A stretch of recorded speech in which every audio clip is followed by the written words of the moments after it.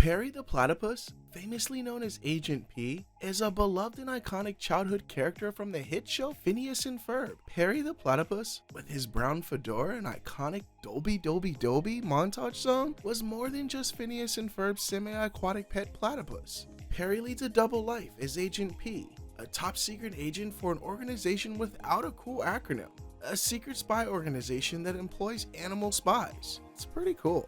His iconic character theme song, Perry the Platypus, was the perfect catchy song to listen to and jam to in every episode. Man, I remember that one. Perry is described as a semi-aquatic egg-laying mammal of action. At an OWCA animal shelter, Perry was adopted by the Flynn Fletcher family. The boys chose him because of his wall-eyed gaze. It made it appear as though he is looking at both Phineas and Ferb at the same time. When they adopted the platypus, his name was Bartholomew. Ew. But they renamed him Perry as soon as they got home with him, as mentioned in Phineas and Ferb the movie. Across the second dimension, Perry the Platypus is a greenish-tailed platypus with yellow-tinged tangerine webbing only on his back feet. He also has 3 dark hairs on his head, a long salmon-orange beaver tail, dark brown eyes, and an unnatural wall-eyed position, making him look mindlessly stupid when he's not undercover, and a duckbill or beak that matches his webbing color. Sounds pretty scary. Under his fur, he also has a locket shaped like his webbed feet that shows 3 pictures of him and his owners, Phineas and Ferb. In his agent getup, he wears his iconic brown fedora as a spy uniform and can stand on his back feet. That's pretty scary. Another running joke is the 2 instances in every episode related to Perry and Phineas, where Phineas at the start of his summer invention goes, "Hey, where's Perry?" cueing Perry leaving for his mission. And the other instance is at the end of the episode, where Phineas goes with another iconic line from the script. "Hey, where's Perry?" In the first episode of Phineas and Ferb's Roller Coaster, Perry is depicted as having a double life unbeknown to his owners, an adorable house pet to the Flynn Fletcher family, and a highly skilled undercover agent working for the OWCA, battling against another iconic character, his nemesis, Dr. Heinz Doofenshmirtz. He lives in the city of Danville, situated in the tri-state area. Perry appears in almost every episode, featuring prominently in the show's standard script. He often disappears from his owner's sight, slipping away to foil the evil plans of the bumbling Dr. Heinz Doofenshmirtz, the primary antagonist. Sounds like he needs a name makeover. Well, that didn't work. Despite being a platypus, Perry has above average strength, speed, stamina, precision, and reflexes. According to Doofenshmirtz, he can perform highly improbable judo maneuvers, making him daunting in hand-to-hand combat. Perry's organization's lair is located under Flynn Fletcher's house and can be entered through various passages. One on the side of the tree, another on the side of the house, one in the middle of the backyard, and various others scattered throughout the property, and even other parts of the city. That's kind of creepy.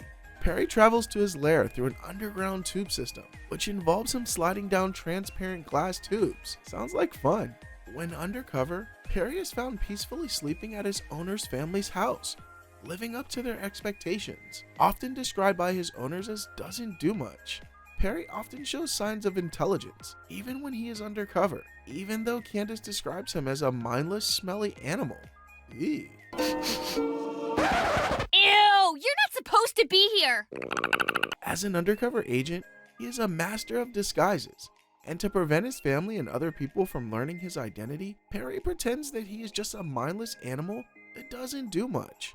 His primary method to achieve this is to direct his eyes outward in opposite directions, creating the dumb look. If only it were that easy. Perry is a pro at switching between his 2 disguises, and can perform a switch in rapid succession. One of the running gags in the show is how Doofenshmirtz does not recognize his enemy unless Perry is wearing his hat, which makes up for the iconic line from the show, "Perry the Platypus?" I mean, come on guys, how do we not know this is Perry? However, despite being the master of disguise, in Happy Birthday Isabella, Stacy Hirano, Candace's best friend, witnesses Perry and Doofenshmirtz in a battle and learned of Perry's secret identity. This prompted Perry to show her the OWCA pamphlet, which states that if an agent's family learns of their pet's dual identity, they must have their memory erased, or the pet must be relocated to a new host family. However, Stacy manages to convince Perry to let her keep her memory on the technicality that she is not a member of the Flynn Fletcher family.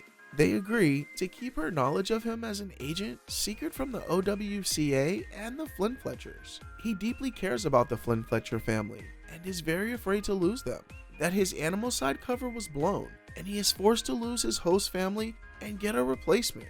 Man, sounds sad. When Perry wakes up from a nightmare, Phineas reassures him that it's just a bad dream, causing Perry to smile and go back to sleep. Aww. He will take immediate action wherever they are threatened, as seen in the following episodes. Journey to the center of Candace. Phineas and Ferb get busted. Focus, focus, focus. Hey, where's Perry? Perry has his final showdown with Doofenshmirtz to foil his plans and ensure Phineas and Ferb can keep having summer adventures. Perry's relationship with his nemesis, Dr. Doofenshmirtz, is somewhat of a love-hate relationship that evolves over the series. Sounds like me and my family. Agent P's job is to stop whatever evil scheme Dr. Doofenshmirtz has, and after finishing his job nicely, he leaves the doctor screaming, "Curse you, Perry the Platypus!" In some cases, after confronting Dr. Doofenshmirtz and evaluating the situation, Perry also decides to help him with his not-so-evil plans. Notable examples include setting up a birthday party for the doctor's daughter Vanessa in Dude, We're Getting the Band Back Together, and pretending to be the doctor's pet and Get That Big Foo Out of My Face. That was a funny episode. The relationship has evolved to the point that when Dr. Doofenshmirtz replaces Perry with Peter the Panda as his nemesis and It's About Time, Perry gets heartbroken and intends to quit his job at the OWCA. Eventually, Doofenshmirtz starts to miss Perry too, as Perry is disassembling his Freezinator ray while he's singing about his feelings.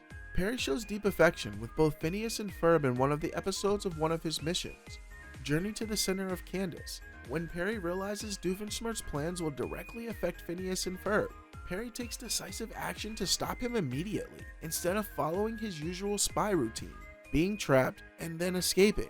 About time someone pointed that out. Hey, where's Perry? One of Perry's biggest instances of showing affection towards Phineas and Ferb was when they were pulled into another dimension with Doofenshmirtz in the Phineas and Ferb movie, Phineas and Ferb the Movie, Across the Second Dimension. Perry has to expose his true identity to the boys when the alternate Doofenshmirtz orders Perry the Platyborg, Perry the Platypus-inspired robot, to attack the boys. Perry the Platypus! This shows that Perry is a beloved family pet first and a secret agent second. Aww. Despite his cover being exposed and a one-sided argument with Phineas, he allows Phineas and Ferb to fight by his side when the other dimension attacks them. Doofenshmirtz places his trust in Phineas, enough to be able to willingly plunge themselves into doom, so that Phineas could open up another portal to their dimension. Towards the end of the movie, after the battle ends and everyone's memories are wiped, Perry uploads pictures he took of him and the boys during their adventure and saves them to his computer at the lab with an emotional smile. Forget the biggest adventure we've ever had and forget meeting Agent P, or remember today, but never see Perry again? Candace has also seen him as a secret agent for a few seconds, and leaving the busting to us and the remains of Platypus. Wow, I didn't know there were so many platypuses in Danville. Perry's importance to the show goes far beyond thwarting Doofenshmirtz's evil schemes. He's the heart and soul of the B-plot, adding intrigue, action, and humor to every episode. Perry's absence leads to Phineas and Ferb's activities being discovered by their mom, Linda Fletcher, resulting in the boys getting grounded and sent off to correction camp. Brings back memories. Perry eventually helps them out, proving his significance in their lives. Perry usually makes chattering sounds only. However, there have been occasions where he makes other sounds. A weary sound where he has to walk back up the same flight of stairs in Got Game, releasing a breath of relief in Candace's Big Day, sighing and sneezing in Hell Dufania, nervously shuddering, the Dunkleberry Imperative, and laughing in Elementary, my dear Stacy. The most frequent gadgets he uses are a wrist communicator, a video communicator, and his fedora. So, Perry the Platypus is our childhood favorite animal. Let us know if you love Perry the Platypus. And don't forget to check out our videos on Phineas and Ferb, where you get to see Perry and the other characters in action. Goodbye!